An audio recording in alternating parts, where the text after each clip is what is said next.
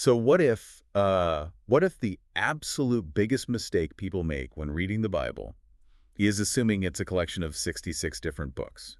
Right, like treating it just as a random assortment of texts. Exactly. Mm. I mean, think about how it's usually treated by most people. You've got, some ancient history over here, a few books of poetry, some letters written to obscure Mediterranean cities. Yeah, and then a bunch of moral fables about, arcs and lions' dens. Right. People tend to treat it like this library of completely disconnected short stories. But what if it's actually just one single story, like one narrative told over and over again, getting louder and more expansive every single time? That completely shifts the paradigm, because if it is one unified narrative, then you aren't just looking for isolated moral lessons. You are looking for the underlying architecture. You're Yeah. looking for the melody. Exactly. The melody. Think about the last time you watched a truly brilliant film or, I don't know, listen to a masterpiece of a symphony. Early on in the first act, there's usually this small, almost unnoticeable melody that plays. Just a few notes, right? Right, just a few notes. You don't think much of it. But then, 2 hours later, you hit the climax of the film. The hero is on the edge, the tension is unbearable, and suddenly the entire orchestra is absolutely blasting that exact same melody. Oh, yeah. And in that moment, it hits you. It hits you. It wasn't just a random tune, it was the master key to the whole thing. Right. The motif was carrying the DNA of the entire story from the very first frame. You just didn't have the context to realize it yet. And that is exactly what we are exploring in this deep dive today. We are looking at a profoundly deep theological framework that argues the Bible has a master key. A specific melody. Yes, a melody that starts early on, establishes a divine template, and eventually swells into this massive cosmic symphony by the end of the narrative. And that melody is the Exodus. The ancient story of slavery in Egypt. Exactly. The plagues, the Passover, the crossing of the Red Sea. And we are pulling this all together from some incredibly rich source material we've been reviewing. Specifically, this comprehensive theological deep dive into the concept of the new Exodus and how redemption is actually accomplished, along with a really heavily detailed mapping of the biblical timeline. It's fantastic, Imperial. It really is. But before we get into the weeds of ancient history, I want to establish why this actually matters to you listening right now. Because this isn't just, academic trivia for scholars to debate in dusty libraries. Far from it. Have you ever felt like you're wandering in a wilderness waiting for the promised land? Have you ever felt like you've been rescued from a terrible situation, but you haven't quite made it to where you feel you're supposed to be? It's the universal human experience of the in-between. Yeah. And the argument here is that this framework, this Exodus template, is actually the very spine of human existence. It tells us who the Creator is, what salvation mechanically requires, who we are fundamentally as human beings, and literally where the entire trajectory of human history is headed. It's the blueprint of reality. It really is. So to understand how this massive symphony ends, we have to go back to the opening notes. We have to look at the original blueprint God laid down in the sands of Egypt. But even before Egypt, right, we have to zoom out further. Right. The framework we're looking at insists we start with the concept of eternity in creation. Exactly, because redemption is not an emergency improvisation. Which is how a lot of people see it. They do. A lot of people read the story of human history and think, well, humanity messed up, so God had to scramble to come up with a plan B to fix it. He was caught off guard. Right. But that's not the biblical claim. The claim is that before a single brick was ever made in Egypt, God existed in eternal, perfect fullness. And humanity was designed with a very specific vocation worship, stewardship over the earth, and communion with the Creator. That was the baseline. And then comes the fall, the entrance of sin and death. And this is where the terminology from our sources gets really fascinating. Okay. The framework suggests that the fall essentially made the entire world Egypt-like. That is such a specific phrase. What does it actually mean for the whole world to become like Egypt? It means that humanity fundamentally lost its freedom and entered into bondage. When sin and death enter the human story, they aren't just abstract bad habits or unfortunate biological realities. Right. They function as tyrants. They enslave. The world becomes a place of political oppression, spiritual darkness, violence, and profound alienation from God. Post-cosmic slavery. Exactly. So when we fast forward to the actual historical story of the Israelites enslaved in Egypt, we are looking at a microcosm of the entire human condition. Wow, that paints a very different picture of Pharaoh. If the whole world is Egypt, then Pharaoh isn't just a cruel historical king building pyramids. Precisely. Pharaoh embodies arrogant anti-God power. He represents the ultimate tyrant who enslaves, dehumanizes, and kills the very people God created for communion. He's a physical manifestation of a spiritual problem. He is the physical manifestation of the spiritual problem of the entire human race. Okay, so the Israelites are trapped under this crushing oppression for 400 years. They are groaning. The labor is brutal. Their children are being killed. It is an absolute nightmare of a reality. That's literal living hell. Yeah. And then this pivotal phrase appears in the narrative. God hears their cry, and it says he remembers his covenant with their ancestors, Abraham, Isaac, and Jacob. Now, I have to stop right here because this wording always trips me up. How so? Well, when someone says they remembered something, it implies they had forgotten it. Right? Mhm. It sounds like God was distracted by, I don't know, running the rest of the universe for 4 centuries, suddenly heard the Israelites screaming and said, "Oh no, I completely forgot I made a promise to Abraham." Right, right. How do we reconcile an all-knowing sovereign God with this idea of him suddenly remembering? That is a brilliant point to push back on, and it's a very common misunderstanding of ancient language. In our modern English, remembering is a cognitive event. It's retrieving a lost piece of data in your brain, like remembering where you left your car keys. But in the ancient Near Eastern context, and specifically in biblical Hebrew, remembering is an action word.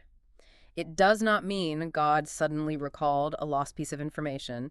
It means God is now taking decisive, historical action in accordance with his previously pledged love and promises. Oh, wow. So it's less about memory and more about mobilization. Exactly. When the Bible says God remembers, it means he is stepping onto the stage to enforce a contract. And notice why he does it. Why? The material points out that he doesn't rescue Israel because they are particularly impressive or numerous or morally superior to the Egyptians. He rescues them strictly because of his own covenant faithfulness. He keeps his word. Yes, he made a promise to their ancestors, and he is a God who keeps his word. Redemption is grounded entirely in the character of the rescuer, not the quality of the rescued. I feel like there's a huge psychological comfort in that. Because a lot of people going through intense suffering or prolonged difficulty, they tend to interpret their circumstances through a lens of instability. They ask, has God forgotten me? Did I do something wrong to make him turn his back on me? And the resounding answer from the Exodus blueprint is no. The brutal reality of those 400 years of slavery teaches a very difficult pastoral lesson, which is that delay is not abandonment. Delay is not abandonment. That's powerful. And silence from heaven is not indifference. God's covenant faithfulness doesn't always guarantee immediate relief from suffering on our preferred timeline. He is acting on a massive, grand narrative timeline that we often just can't comprehend in the moment. Okay, so God mobilizes. He steps into history to act. And he does this through the plagues. Now, if we're being honest, for a modern reader, the plagues read like a bizarre, chaotic horror movie. They really do. Frogs coming out of the river, swarms of gnats, hail, locusts. It just feels like random, terrifying magic tricks designed to bully Pharaoh into giving up. It feels chaotic to us because we don't live in ancient Egypt. But to an ancient Egyptian or an enslaved Israelite, the plagues were highly specific surgical strikes. They weren't random at all. Wait, surgical strike? Yes, they were direct judgments on Egypt's gods. Wait, really? Break that down for me. How does a swarm of frogs target a god? Well, in the Egyptian pantheon, different gods had jurisdiction over different aspects of nature. The Nile River was the lifeblood of Egypt, right? And it was associated with deities like Hapi and Osiris. So the first plague turning the Nile to blood wasn't just a parlor trick. It was an attack. It was a profound theological statement. It was the God of Israel striking the very source of Egyptian life and the gods who supposedly protected it, declaring them powerless. That makes so much sense. And the frogs. The Egyptian goddess Hecate, who was the goddess of fertility and childbirth, was depicted with the head of a frog. By multiplying frogs to the point of a repulsive, suffocating infestation, God was taking a symbol of Egyptian fertility and turning it into a curse. And the plague of profound darkness. That was a direct assault on Ra, the supreme sun god of Egypt. The God of Abraham was systematically, publicly dismantling the entire Egyptian spiritual infrastructure. He was proving that Pharaoh's claim to ultimate sovereignty was a lie. That completely changes the reading. It's an ideological war, not just a physical one. Which brings us to the terrifying climax of this original blueprint, the Passover. The linchpin of the whole story. Right. Let's really try to paint a picture of the tension of that night for the listener, because it is the linchpin for everything that follows. You have this enslaved people. The final, most devastating plague has been announced: the death of the firstborn in every household in Egypt. The stakes couldn't be higher. The Israelites are huddled in their homes, and they receive this incredibly strange instruction. A lamb has to be killed, and they have to take the blood of that lamb and literally paint it on the wooden doorposts of their houses. Such a visceral image. And the promise is that when the judgment sweeps through the nation that night, it will look for the blood and it will pass over that house. This is where we see the absolute core mechanics of redemption established. This is the substitutionary shape of the Exodus. Inside that house, the firstborn son is just as guilty, just as human, just as flawed as the firstborn son in the Egyptian house next door. Right, they aren't inherently better people. Exactly. The Israelite isn't spared because he has a better moral track record. He is spared only because a death has already occurred in that house. The lamb died in his place. That is such a crucial distinction. The judgment doesn't just evaporate. God doesn't just wave a wand and say, you know what, I forgive everyone, no consequences. No, in a moral universe governed by a perfectly just creator, evil and rebellion must be addressed. Judgment must fall. The profound mystery introduced at Passover is that judgment falls, but it can fall on a substitute. The blood on the wood is the visual receipt that the penalty has been paid. So the Israelites survive the night. Pharaoh, completely broken by the loss of his own son, finally tells them to leave. They flee, they are marching out of Egypt, tasting freedom for the first time in generations, and then they hit the ultimate dead end, the Red Sea. The ultimate trap. Impassable, deep water in front of them. And behind them, they hear the chariots. Pharaoh has changed his mind, and his entire war machine is bearing down on them to slaughter them against the shoreline. And it's here that God performs the definitive act of deliverance. The sea parts. The Israelites walk through the chaotic waters on dry ground, and when the Egyptian army tries to follow, the waters crash down, utterly destroying the tyrants. Now, obviously, this is a massive historical rescue.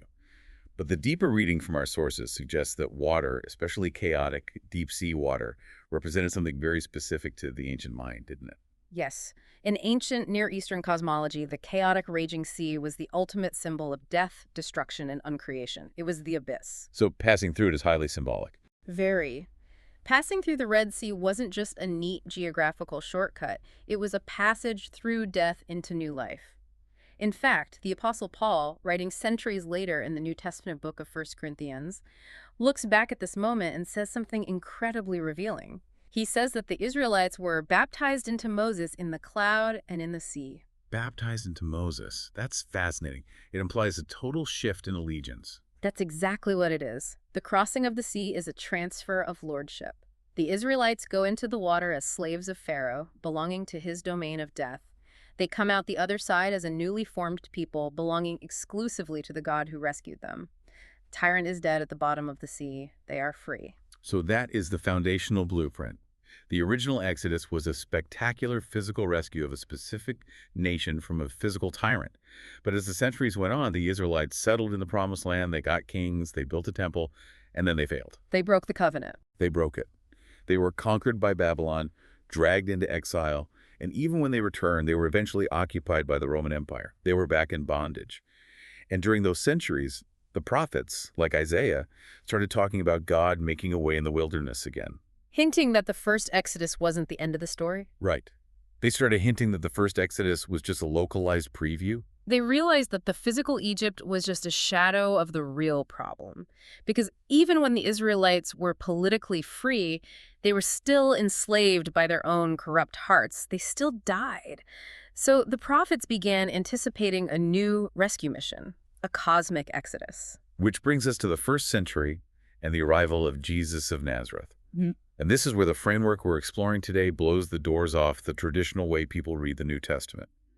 The writers of the Gospels and the epistles aren't just saying Jesus is a good teacher. Far from it. They are actively, deliberately mapping Jesus' life directly onto the exact Exodus template we just unpacked. It's astounding when you see the parallels. Let's set the scene, right? It's the first century. The Jewish people are suffocating under the thumb of the Roman Empire. They're desperate for a new Moses to rise up, overthrow the Roman Pharaoh, and lead them to political freedom. A military leader. Exactly. And out in the desert, Down by the Jordan River, there is a wild prophetic figure named John the Baptist. He's drawing massive crowds, preaching repentance, telling people to get ready, and one day, Jesus walks down to the water. And John doesn't point at him and say, "Behold the great moral philosopher," or "Behold the new political revolutionary." Oh, he points at Jesus and declares, "Behold, the Lamb of God, who takes away the sin of the world." For a Jewish audience in the first century, the word lamb in the context of deliverance is a massive flashing neon sign, isn't it? Instantly, it evaporates the idea of a political military conquest. The lamb means only one thing, Passover. It means a substitutionary death is coming. John is declaring that the real bondage isn't Rome. The real bondage is sin and death, and Jesus is the substitute who is going to absorb the judgment for it. And the gospel writers are meticulous about making sure we catch this connection all the way to the end. I was so struck by this detail from the material regarding the crucifixion itself. The Gospel of John notes that when Jesus is hanging on the cross, the Roman soldiers come to break the legs of the crucified men to speed up their deaths. A standard Roman practice. Right. But when they get to Jesus, he's already dead, so they don't break his legs. John explicitly pauses his narrative to connect this back to Exodus chapter 12, which strictly commanded that the bones of the Passover lamb must not be broken. It is a stunning theological claim. John is saying, look at the cross. This isn't just a tragic Roman execution. This is the ultimate Passover happening in real time. And Jesus himself orchestrated this understanding during his final days. Think about the Last Supper. Let's put ourselves in that room. Okay, let's do it. You are one of the 12 disciples. You've grown up celebrating the Passover meal every single year of your life. It is a highly regimented, sacred liturgy. It's your nation's origin story, your Independence Day, your deepest religious identity.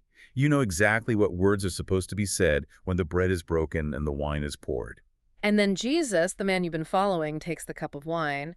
But instead of reciting the traditional liturgy, looking back at the blood on the doorposts in Egypt, he looks at you and says, "This cup that is poured out for you is the new covenant in my blood." That level of audacity is staggering. He is actively rewriting the foundational text of their entire civilization around himself.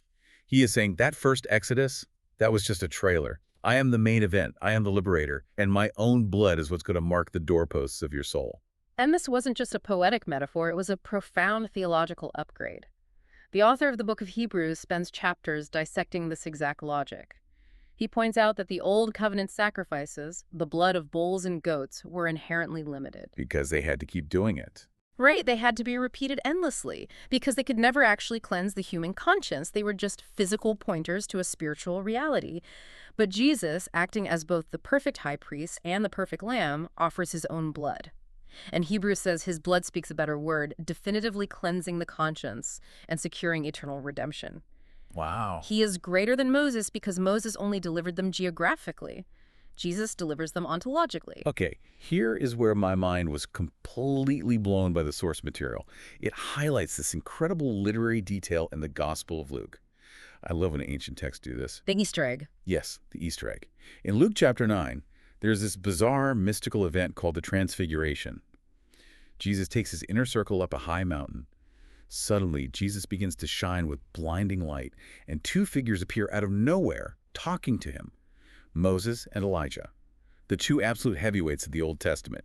Moses representing the law, and Elijah representing the prophets. It's the ultimate summit meeting of biblical history. Exactly. And Luke tells us what they were talking about. He writes that they were discussing Jesus' upcoming departure, which he was about to bring to fulfillment at Jerusalem, meaning his impending death and resurrection. But the specific Greek word that Luke uses in the original text for departure is exodos. It is brilliant. It's not a generic word for dying. It's a deliberate, massive, thematic anchor. It's like finding a hidden line of code. In the Matrix, exactly. Yes. Luke is telling the reader, pay close attention. Jesus isn't just going to Jerusalem to get martyred. He is going to Jerusalem to accomplish the ultimate exodus. And if we carry that template forward, it perfectly maps the rest of the New Testament narrative. Think about the Red Sea crossing. In the old story, it was the defeat of Pharaoh in the chaotic waters. In the new story, what is the Red Sea crossing? The resurrection. Yes. Jesus plunges into the ultimate abyss of death, defeats the cosmic tyrants of sin and Satan, and emerges on the other side, bursting open a path to new life for anyone who follows him. And the parallels keep going. After the Israelites crossed the Red Sea, they went to Mount Sinai, where God gave them the law and formally constituted them as a nation. In the new Exodus, 50 days after the resurrection, you have Pentecost. Yes, 50 days after Passover is the Jewish festival of Pentecost, which traditionally celebrated the giving of the law at Sinai. But on this Pentecost, instead of writing the law on stone tablets, the Holy Spirit falls like fire and wind, writing the law on the hearts of the believers. Creating a new people. Exactly. Sinai formed the nation of Israel. Pentecost forms the church, a new spirit-empowered people singing a new song of deliverance. So the architecture holds up flawlessly. Jesus is leading a cosmic rescue operation out of the domain of darkness. But as I read through this, a massive question kept nagging at me. What's that? It's one thing to see who is leading the rescue, and it's amazing to see the thematic parallels. But I really want to look under the hood at how this rescue operation actually works. You can't just part a sea of sin with a wooden staff. How does a single man dying on a Roman cross mechanically achieve redemption for humanity? This is where we have to dive into the deep mechanics of substitutionary atonement, which the framework breaks down meticulously. It argues that redemption is penal, sacrificial, and covenantal. Okay, let's unpack those terms because they can sound like thick theological jargon. Yeah. When you say it's penal and sacrificial, we are back to the idea of the moral universe, right? Yes. To understand why a sacrifice is necessary, you have to understand the depth of the human problem. The framework makes a profound assertion here. Superficial moralism cannot solve humanity's crisis. Right. If the fundamental human problem was just that we were a little uneducated or lacked good role models, then Jesus could have just come as a life coach. Right. He could have just given a great TED Talk on ethics, handed out a self-improvement checklist, and gone back to heaven. But you can't hand a self-improvement checklist to a slave and expect them to free themselves. Exactly. The problem isn't just bad behavior. The problem is bondage and spiritual death. Humanity is enslaved to a corrupt nature, and humanity is guilty of cosmic treason against a holy creator. In a just universe, treason carries a penalty. That's what penal means. The penalty of death must be paid. And that's what sacrificial means. A life must be given to pay it. Redemption cannot be a technique we pursue. It has to be a finished work accomplished on our behalf by someone uniquely qualified to represent us. Which brings us to a concept that completely changed my perspective on Jesus' life. The material outlines something called the two kinds of obedience that Christ performed. It visualizes them as two sides of a balanced scale. The first is active obedience. Active obedience refers to the fact that throughout his entire 33 years on earth, Jesus perfectly fulfilled God's law. From his childhood to his ministry, he never once sinned. He loved God perfectly and loved his neighbor perfectly. The ultimate faithful Israelite. Yes. He lived the life of perfect allegiance that Adam failed to live in the garden and that the nation of Israel failed to live in the promised land. He achieved a flawless record of human righteousness. Okay, that makes sense. But the other side of the scale is labeled passive obedience, and I really have to push back on this term. I get that. Because when I think of the word passive, I think of sitting on the couch, letting things happen to me, shrinking back, but willingly walking into Jerusalem, allowing yourself to be beaten and suffocating to death on a cross while forgiving your executioners sounds like the most agonizingly active thing a human being could ever do. Why do theologians use the word passive, and what does it actually mean? I'm glad you brought that up because it is incredibly counterintuitive for modern English speakers. Oh. In this theological context, passive does not mean inactivity or apathy. It comes from the Latin root word passio, which means suffering or enduring. It's the exact same root word we use when we talk about the Passion of the Christ. Ah, so it's not about being a bystander, it's about willingly becoming the recipient of suffering. Exactly. His passive obedience, or perhaps better translated as his passionate obedience, was his willing submission to bear the penalty of the cross. Think of the Garden of Gethsemane. He was sweating blood, actively wrestling with the horror of what was coming, and he made the active choice to submit to the suffering. He chose to drink the cup of judgment. So, active obedience is his perfect life of keeping the law, earning righteousness. Passive obedience is his willing death on the cross, absorbing the penalty of sin. And you need both for a complete rescue. If Jesus only died for your sins, passive obedience, your slate would be wiped clean, but you would just be back at zero, neutral. But Because he also lived a perfect life act of obedience, his flawless record of righteousness is credited to you. That's a massive theological exchange. It is. The result of this twofold obedience is a massive, comprehensive rescue package. He bears your guilt, pays your penalty, provides your righteousness, defeats the power of evil, and completely opens the way back to communion with God. Okay, this is where the tension gets incredibly real for you, the listener. Hmm. Because if I hear all of that, the rescue mission is totally accomplished, the penalty is paid, the tyrant of death is defeated, the Red Sea has been crossed, I would naturally assume the story ends right there. Roll the credits. Right time for heaven. Exactly. The redeemed get beamed straight up to heaven to live happily ever after. But if you look out the window, or if you look at your own life, you know that's not what happens. There is a whole lot of suffering, confusion, and pain happening right now. Why? That leads us to perhaps the most practical and challenging phase of this entire framework, the wilderness. Yes.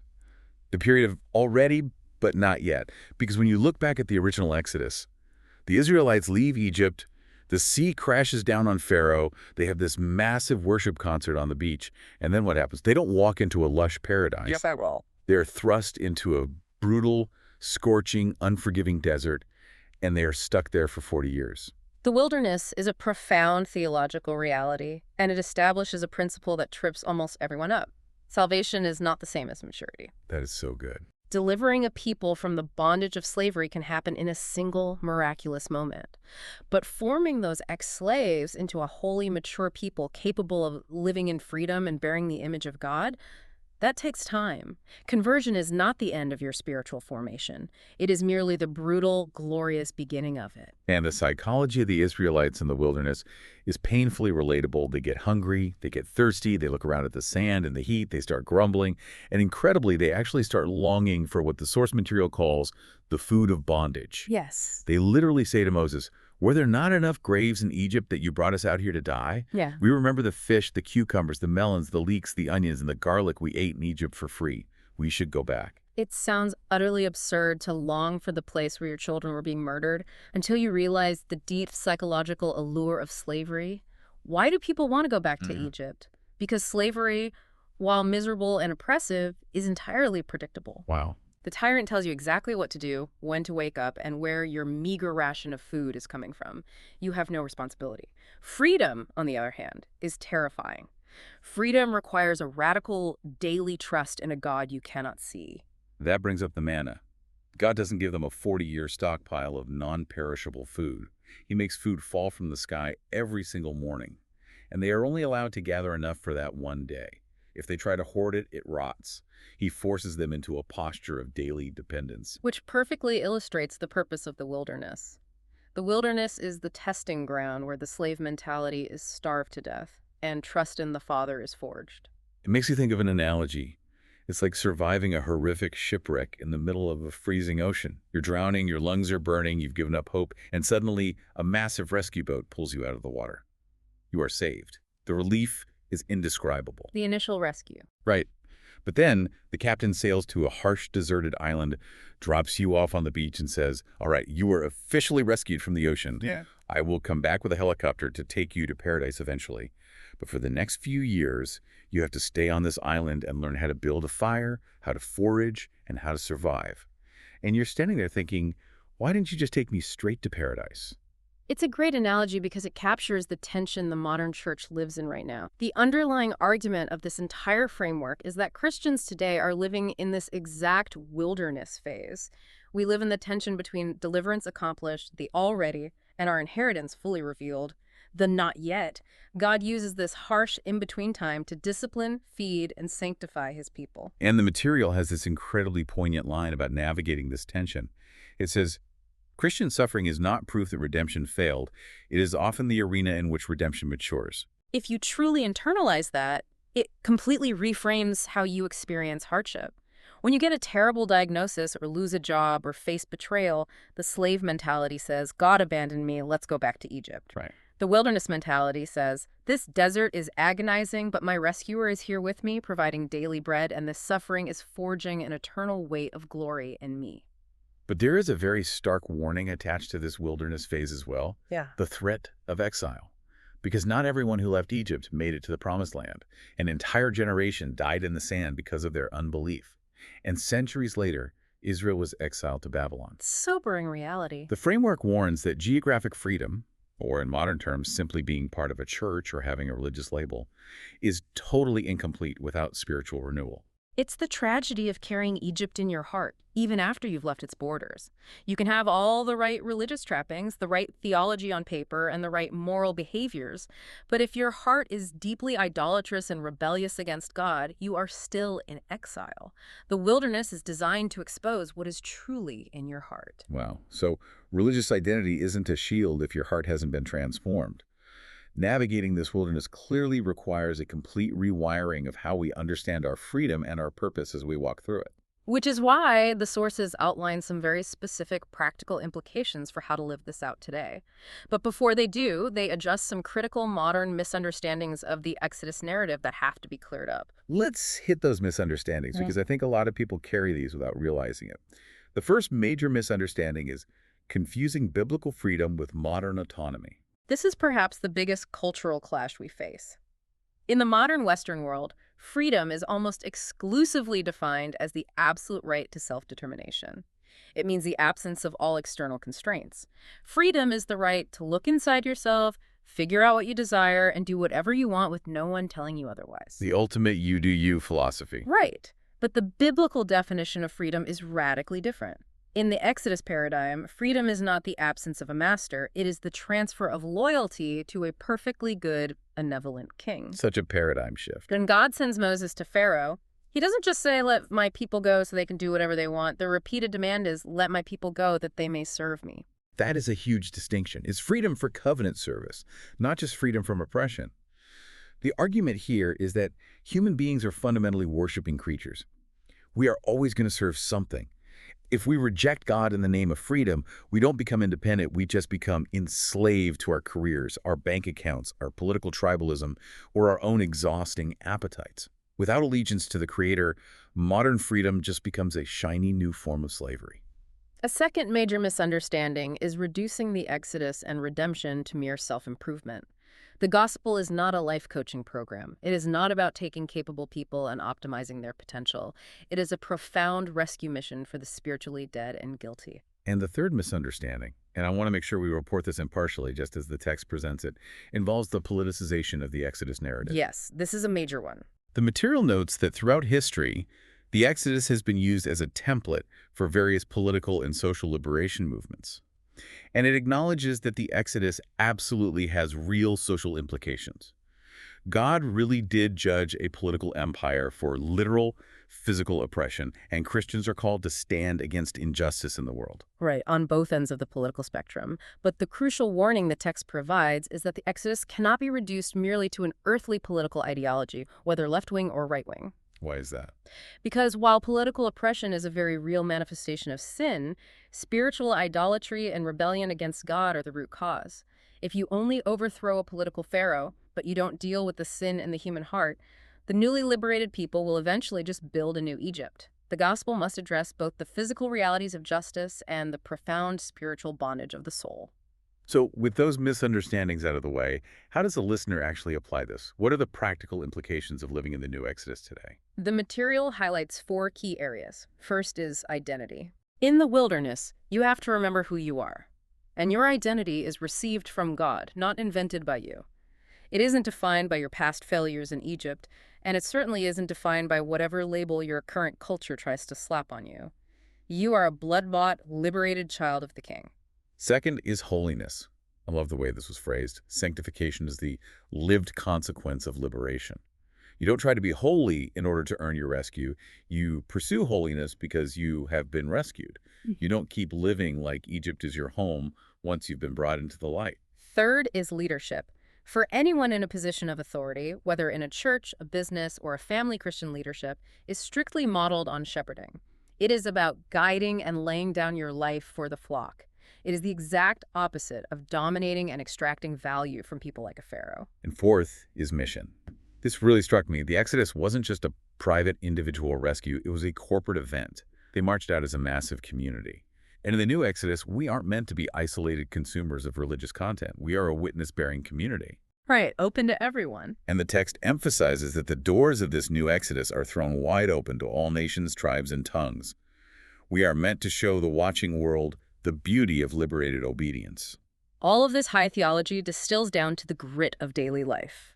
The material makes this striking assertion: each day is a small exodus. Okay, let's make that extremely practical for the person listening right now. If freedom isn't just doing what I want, how does someone practically reorient their loyalty today? What does a small daily exodus actually look like on a random, exhausting Tuesday morning? A small daily exodus means waking up and actively choosing to turn away from old masters. It means recognizing the food of slavery that is calling your name. That could be a destructive physical habit. It could be an addiction to anxiety and control. It could be the deep-seated desire to seek your ultimate validation from social media likes instead of from God's declaration over you. So it's a daily, conscious rejection of those old tyrants. Exactly. And then it means turning toward the wilderness with trust.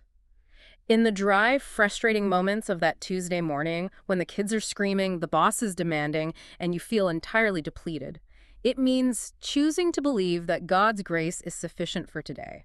Daily manna. Just like the Israelites had to wake up and trust that the manna would be there on the ground that morning. You don't need grace for next year yet. You just need to gather today's manna. It's the daily practice of remembering who rescued you and walking in that new identity. That is incredibly grounding. But as we walk through this daily wilderness, we need to know where we are actually going. We've looked at the past blueprint, we've explored the cosmic upgrade in Jesus, we've unpacked the mechanics of the cross, and we've examined our present reality in the desert. But to truly grasp the scale of this massive symphony, we have to look at the final movement. Where is this grand procession actually headed? This brings us to the climax of the entire biblical narrative: judgment, the millennium, and the new creation. This is where the book of Revelation comes into play, completing the arc that began in Genesis and Exodus. If you read Revelation, it is incredibly jarring if you don't have the Exodus template in your mind. But once you do, it clicks.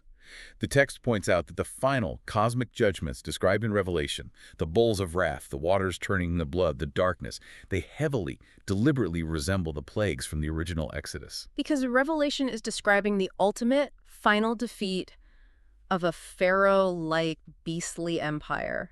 It is the final dismantling of all anti-God power in the universe. And we really need to unpack the concept of final judgment here, because in modern culture, the idea of a judging God is deeply unpopular. People think of it as primitive or cruel, but the framework argues that judgment is actually a source of profound theological comfort. How can judgment be comforting? It is comforting when you realize what is being judged. For people who have lived comfortable, privileged lives, judgment sounds threatening. But for people who have experienced horrific injustice, oppression, and cruelty, the promise of God's final judgment is the only thing that keeps them from absolute despair. The material quotes Genesis 18:25, "The judge of all the earth will do right." If there is no final judgment, then the pharaohs and the tyrants of history get away with it. Evil wins. But true redemption includes the absolute certainty that oppression, deception, and violence will be answered for. God rescues the oppressed by finally and definitively judging the oppressor. That makes perfect sense. It means victims don't have to carry the crushing burden of vengeance, because justice is guaranteed. Now, the timeline mapping we reviewed points toward a phase called the millennium, a future thousand-year reign, where the victory of redemption is visibly displayed in history. And the source acknowledges that Christians across different traditions have varying interpretations on the exact literal or symbolic timing of this. But the core theological point remains the same regardless of your eschatological camp, right? Yes, the central point is that the fulfillment of the new Exodus will be a public, cosmic, undeniable event. The vindication of Jesus and his people won't just be a private, internal feeling in your heart. It will be an absolute reality manifested in the physical history of the world. Which leads directly into the ultimate destination, the new creation. And I'm so glad the material hits this hard, because it corrects what I think is the single biggest misconception in modern popular theology. If you ask the average person on the street what the Christian goal is, they will tell you it's about dying and your soul floating away to a disembodied, cloudy heaven where you play a harp forever. That is essentially Greek philosophy, not biblical theology. The goal of the biblical story has never been an evacuation plan from the physical world. The goal is resurrected life in a renewed material earth. Yes, the text points straight to Revelation 21 and 22. It describes heaven coming down to earth. It is Eden restored, expanded, and glorified. a physical universe where the curse of sin and death is entirely eradicated. This elevates the importance of the physical material world immensely. Matter matters to God. He made the physical universe, he called it good, and he refuses to let sin and death destroy it. He doesn't scrap his original creation, he redeems it. To use one last analogy, we aren't just trying to evacuate the building before it burns down so we can go live on a cloud. We are waiting for the ultimate cosmic renovation of the building itself, and we're going to live in it with new, physical, indestructible bodies. Precisely. And in this renewed universe, we enter eternity, the state of unending communion with the triune God. The tyrant is forever gone. The sea of chaos is no more. Let's just pause and try to imagine the sheer scale of that for a second. The book of Revelation mentions that the redeemed will be singing the Song of Moses and the Song of the Lamb. Imagine the volume of that choir. It would be deafening in the best way. A fully restored, resurrected humanity, gathered from every century, every nation, every language, finally standing on the shores of the new earth, singing the song of the ultimate exodus. That is the magnificent resolution to the motif we talked about at the very beginning. The little melody played on the shores of the Red Sea is swelled into a cosmic symphony that will echo forever. We have covered a massive amount of ground today, from the sands of Egypt to the streets of the New Jerusalem. So let's distill the absolute core of this deep dive. The Bible is not a disjointed collection of random fables. It is one unified, cohesive, brilliant story. The original Exodus from Egypt is the divine blueprint for how the Creator works. Jesus Christ, the Lamb of God, is the ultimate fulfillment of that blueprint. Amen to that. Through his perfect life, his sacrificial death, and his resurrection, the ultimate redemption has been completely accomplished. Right now, on this Tuesday, you might feel like a tired pilgrim wandering in a harsh wilderness, entirely reliant on daily manna. But the tyrant of death is already defeated, the king is returning, and your inheritance in a renewed world is completely secure. When you truly internalize that framework, it changes absolutely everything. It reorients how you view your daily struggles, it redefines your purpose in the world, and it transforms the text of Scripture from an ancient history book into the living map of your own soul's journey. To everyone listening, thank you so much for going on this deep dive with us. We hope this framework not only unlocks how you read every single page of the Bible, but how you step into every single day of your life. But before we go, I want to leave you with one final provocative thought to mull over. As we reviewed the material, there was a fascinating detail about the nature of eternity. The essay mentions that in the new creation, the redeemed will no longer be on the way because they will have finally arrived home. Right. But it adds this incredible phrase, they will still be pilgrims in the richest sense, forever exploring the inexhaustible glory of God. We so often think of eternity as a static finish line. We imagine a really long, incredibly boring church service in the clouds, where nothing ever changes, no one ever learns anything new, and time just freezes. But if the new Exodus ends with us as eternal, fully resurrected pilgrims with physical bodies, exploring the literally inexhaustible nature of an infinite God and a vast renewed universe, what if eternity isn't the end of our journey at all? That's a beautiful question. What if the wilderness we are walking through right now is just the training ground, and eternity is the ultimate, infinite adventure we were actually created for? When you finally hear that melody played by the full orchestra of heaven, what part of God's inexhaustible nature do you want to explore first?